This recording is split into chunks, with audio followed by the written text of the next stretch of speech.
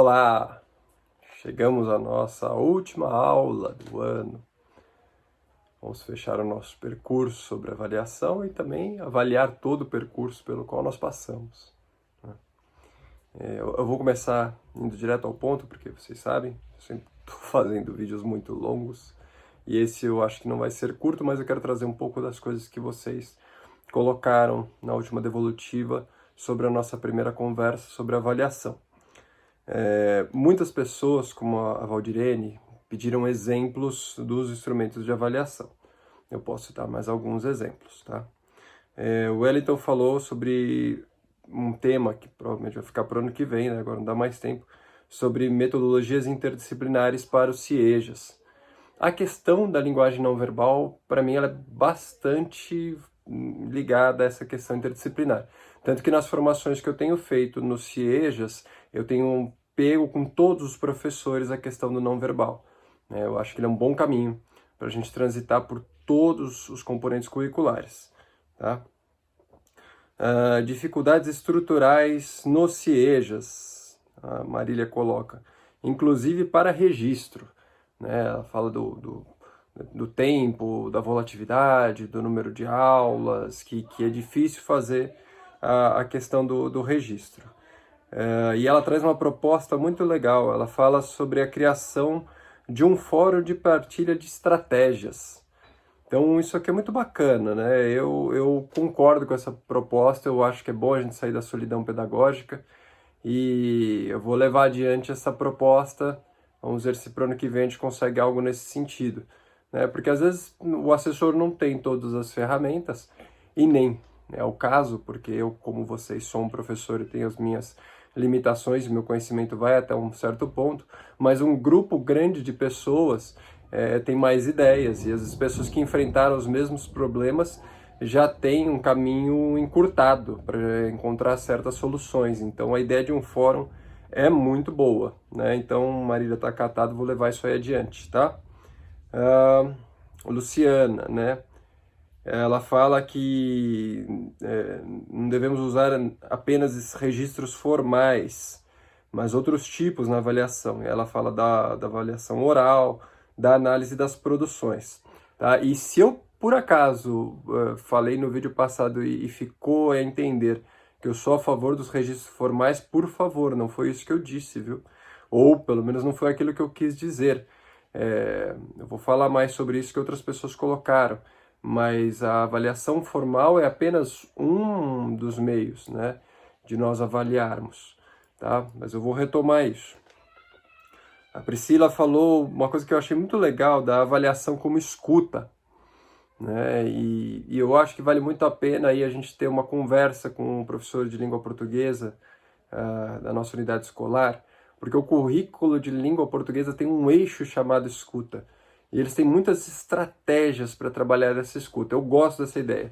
A avaliação como escuta, o próprio estudante desenvolvendo essas habilidades de escuta, nós também refinando a nossa escuta, e isso no processo de avaliação é muito rico.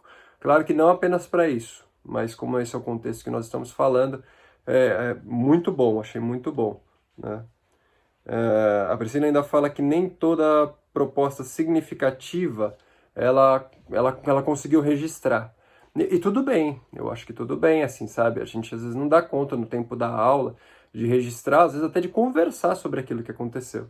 E às vezes eu até recomendo que não se faça isso, viu? Eu sei que eu sou um defensor do registro e tal, mas às vezes o registro ele fica só a seu cargo. E você faz em um momento posterior. Eu dou esse exemplo quando eu vou lá fazer as formações de uma aula que eu fiz com os meus estudantes de educação física, e a gente estava numa quadra, a gente estava trabalhando dança, e a gente estava no desenvolvimento de uma dança criativa, e a quadra, a gente estava era noite, era uma quadra que a gente nunca tinha ido, ficava a céu aberto, tinha uma lua linda, e a música que eu coloquei era uma música de uma coreografia, do José Miguel Wisnik. Então ela não parava, uma música emendava na outra. E eu fui saindo da aula, e eu sentei uma hora, e os alunos esqueceram de mim. E eles entraram na proposta e ficaram dançando 30, 40 minutos sem parar, sem perceber o que estavam fazendo e tal. Depois eu fui abaixando o volume, eles foram se dando conta de tudo que estava rolando, porque eles já estavam entregues ao processo. Aí eu falei para eles, vamos fazer uma roda, respira fundo, registra no corpo tudo aquilo que aconteceu hoje e não vamos falar sobre isso. E dispensei todo mundo, falei, procurem não falar sobre essa aula. E deixei eles irem embora. Por que eu fiz isso? Né? Porque às vezes eu vou ter uma experiência como essa, eu vou pedir uma devolutiva oral, verbal, sobre essa aula. E às vezes nós não temos recursos verbais para dar conta de falar o que aconteceu.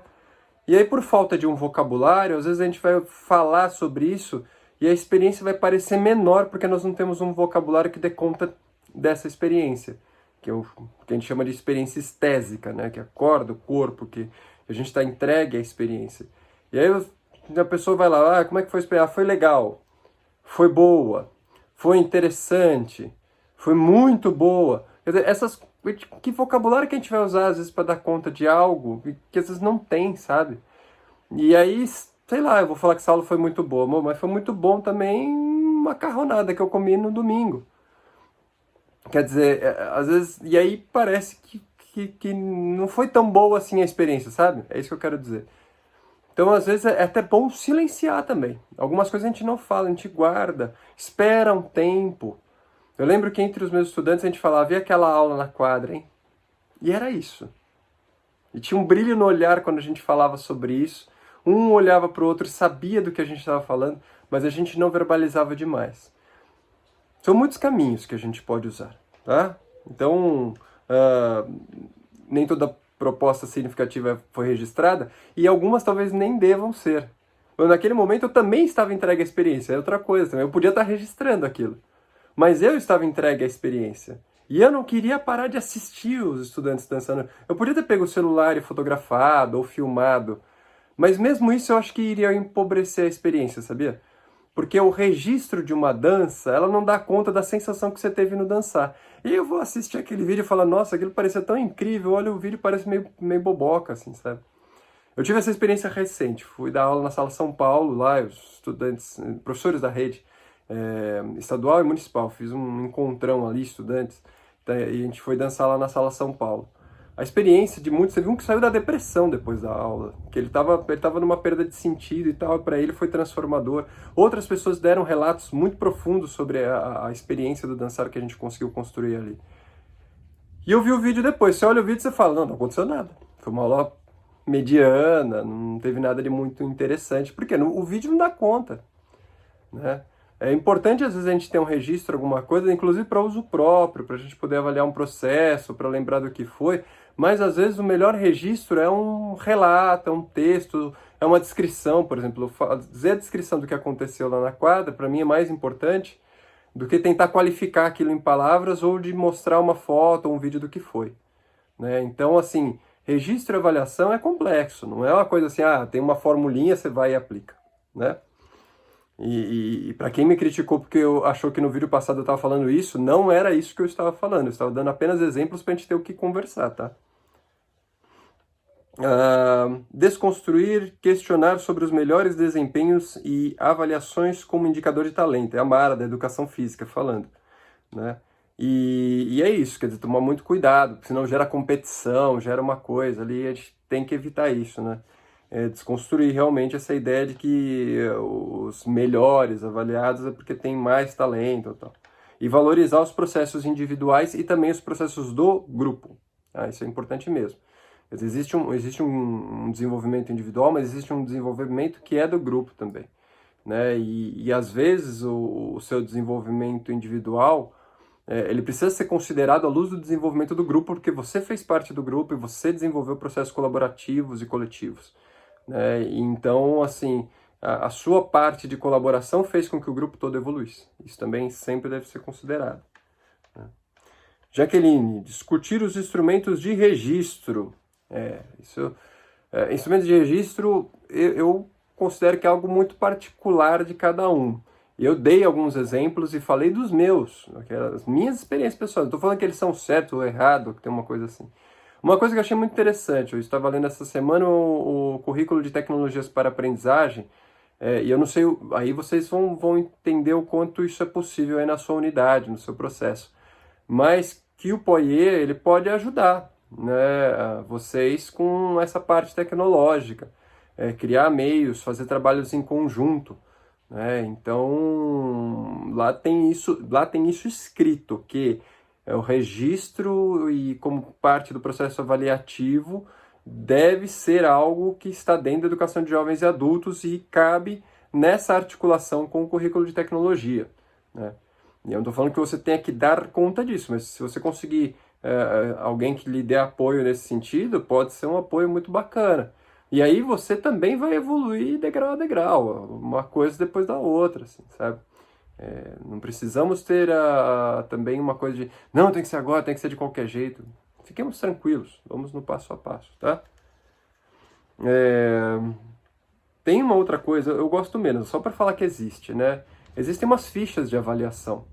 Eu não gosto muito, mas a gente, como produtor de livro didático, eu e meus colegas, a gente é obrigado a fazer isso para o MEC. Então tem umas fichas lá, tem as habilidades que foram trabalhadas, né? No caso de vocês seriam os objetos de conhecimento, os ODS e temas e tudo mais. E aí você pode fazer uma ficha disso e essa ficha dos indicadores individuais e indicadores de grupo, e você vai ticando e tal. A vantagem da ficha é que é uma coisa rápida, você está com a ficha pronta lá, você consegue em alguns minutos, enquanto a aula está acontecendo, você já vai marcando as coisas, né? Eu não sou muito técnico, né? Eu vou por outro caminho, então para mim não funcionaria muito bem. Mas para quem gosta de um olhar mais sistemático, eu não vou falar que isso é um instrumento ruim. Ele vai funcionar se você gosta de um olhar sistemático, uma coisa bem organizada, tem essas fichas também, né? E aí quem tiver interesse, manda para o Eustáquio que eu mando o link de onde tem algumas dessas fichas para o ensino fundamental. A gente não produziu material para o EJA ainda, precisamos de EJA no PNLD, né? E também a gente podia construir coletivamente as nossas formas de registro e avaliação. A gente pode, por exemplo, entrar nesse fórum, pode ser um assunto do fórum. Ou, se não tiver fórum, a gente tentar construir isso de alguma forma. Nós, né, talvez no encontro síncrono, pensar em alguma forma de a gente construir isso coletivamente a partir dos territórios, a partir das experiências de vocês. Tá? Como eu já disse, eu não vim aqui para falar, ó, é isto, né? Quem sou eu para fazer um negócio desse? O Alexandre.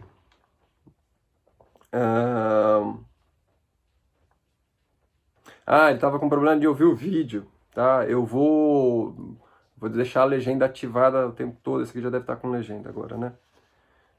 E nos outros você pode sempre colocar a legenda, às vezes está com dificuldade de ouvir nas salas, os professores, todos conversando, a GEIF lá, todo mundo ao mesmo tempo. Pode ir para isso, tá? E vou comentar uma coisa que ele escreveu aqui, ó, em avaliações orais, o registro, que ele está falando sobre que faz muita avaliação oral, né? E aí o estudante não precisa fazer o registro, né? Pode ser você faz o registro daquilo que ficou da oralidade e tal. O registro é importante, gente, porque a nossa memória, ela não é absoluta, pelo menos não a minha, né? Eu conheço gente que tem memória absoluta, aí beleza, você faz uma avaliação oral, você vai lembrar tudo, cada um diz, beleza. Tem gente que é assim, não é o meu caso, e eu acho que não é o caso da maioria. Então, algum registro, alguma anotação é sempre importante fazer, tá? E aí cada realidade desenvolve seus métodos de registro e avaliação também. Não tem essa de eu falar, o certo é este, o caminho é este. A gente só não pode perder isso de vista, porque isso ajuda a gente a recalibrar a nossa prática, entender onde é que o estudante está precisando de mais auxílio, aquela situação de aprendizagem que a gente precisa fazer de novo, porque não aconteceu, ou a repetição vai ajudar a refinar, ou a gente vai fazer um percurso, vai para outro e depois volta em um que já foi, que vai dando mais segurança para o estudante. Mas a avaliação serve para essas coisas, né? A gente não coloca a avaliação porque tem que entregar uma avaliação, porque tem que cumprir tabela. Ela tem que ser uma coisa útil. Se ela não é útil, a gente precisa pensar em torná-la útil. Tem que ser uma coisa bacana para a gente, né? E para o estudante. O André. E olha só, ele antecipou o que eu ia falar agora. Então, é o educando, participando, propondo e debatendo sobre sua avaliação, né? A gente precisa da escuta do estudante, ele precisa da escuta e ele precisa ser protagonista desse processo também. Quer dizer, quando possível, sempre, né, gente? O ideal é isto. Mas isso também é uma construção, porque o estudante, às vezes, ele quer se avaliar de uma forma tradicional, a gente precisa construir com ele. como você gostaria de ser avaliado, porque como a gente participa, como é que a gente cria mecanismos para ajudá-lo a pensar sobre o próprio processo avaliativo e dos registros. Então isso também é legal, quer dizer, um trabalho coletivo com o seu grupo ali, né? Mário, avaliação com justiça, olhando as necessidades do educando. Isso é bem legal, né? Quer dizer, a gente vai avaliar a partir daquilo que ele tem de necessidade, aquilo que ele veio buscar ali, aquilo que ele precisa, sua singularidade, todas as suas dimensões. A gente já falou sobre isso algumas vezes. E é super importante mesmo, tá?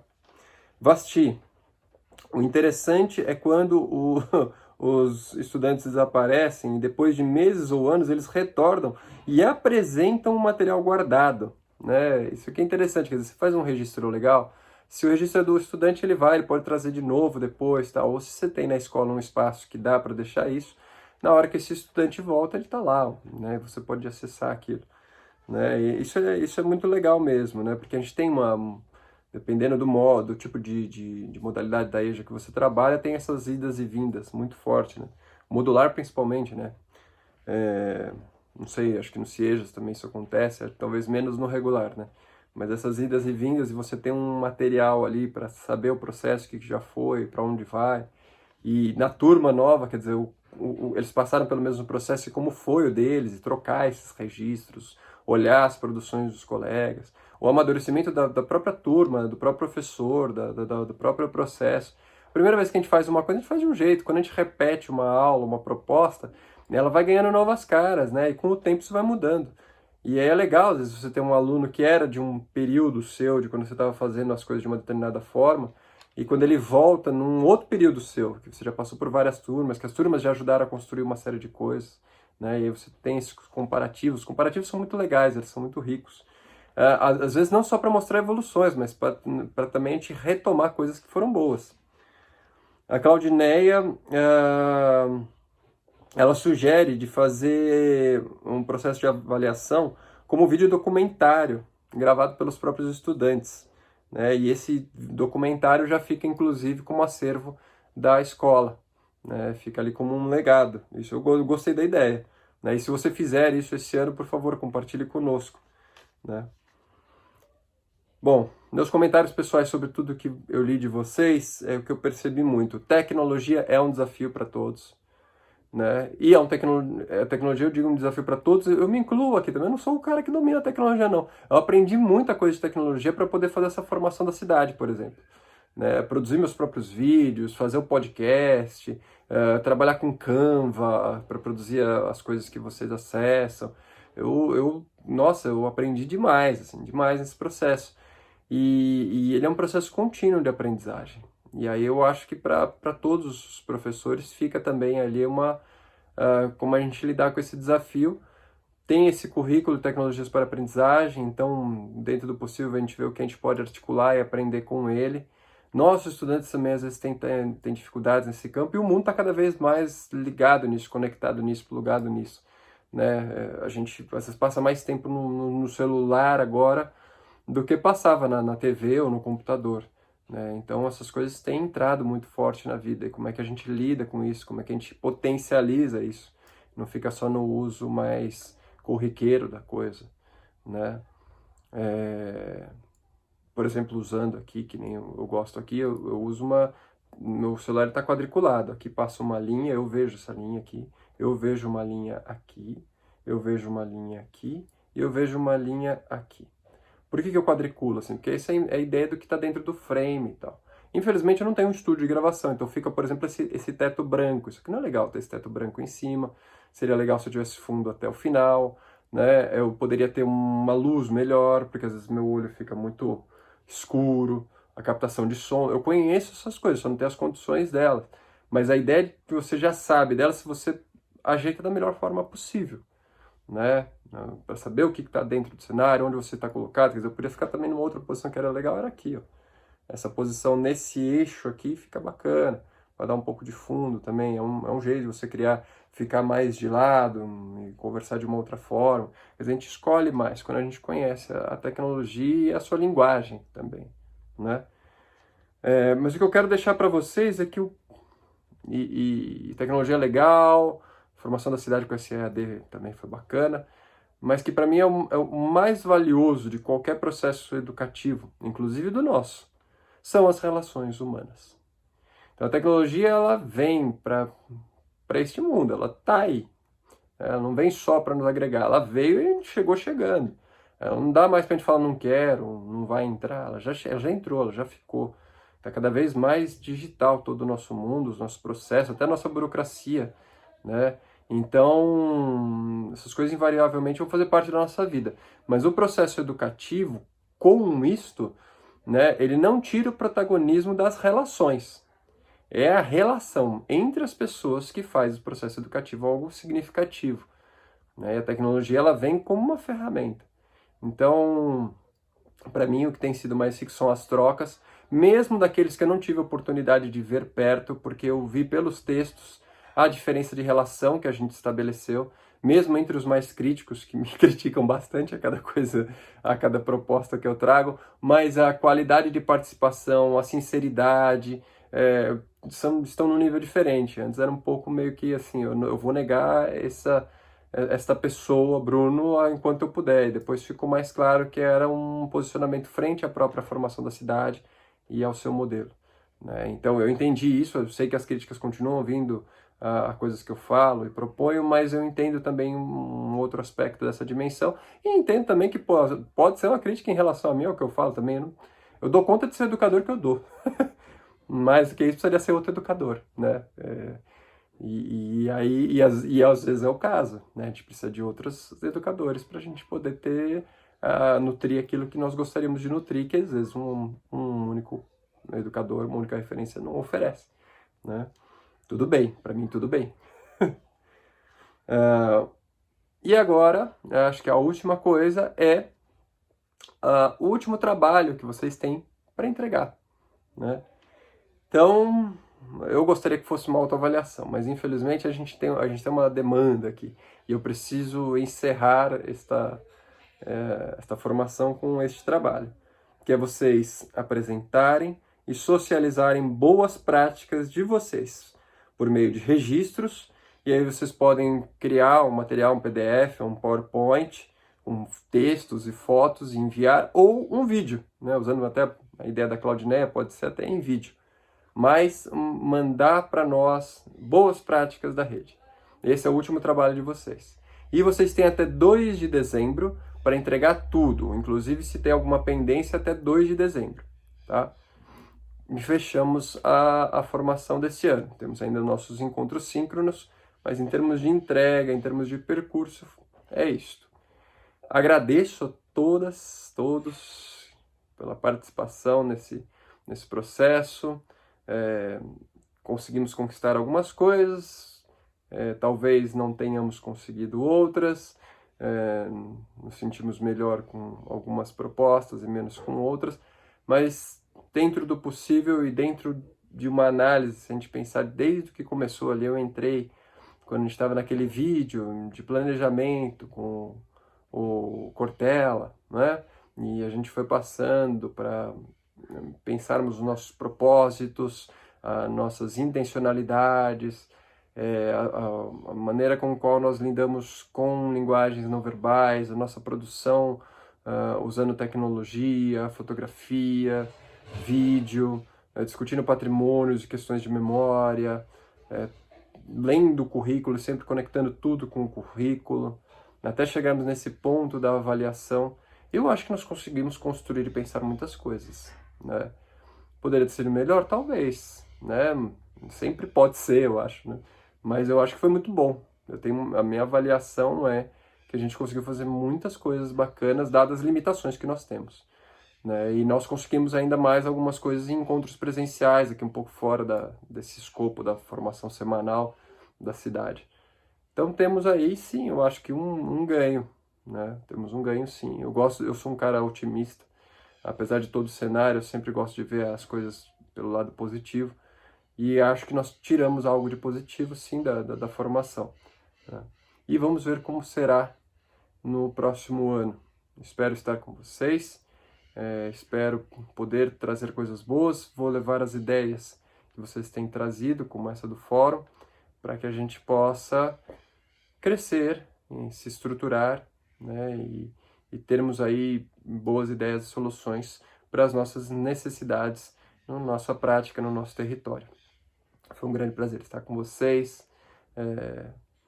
Um bom final de ano, bom fechamento do ano letivo, boas férias, boas festas, e que o ano que vem possa ser um ano muito, muito, muito melhor do que foi este ano, que já foi um ano bom, mas foi um ano de revitalização, que o próximo seja o ano da própria vida e da pulsão da potência em si. Um grande abraço e até mais.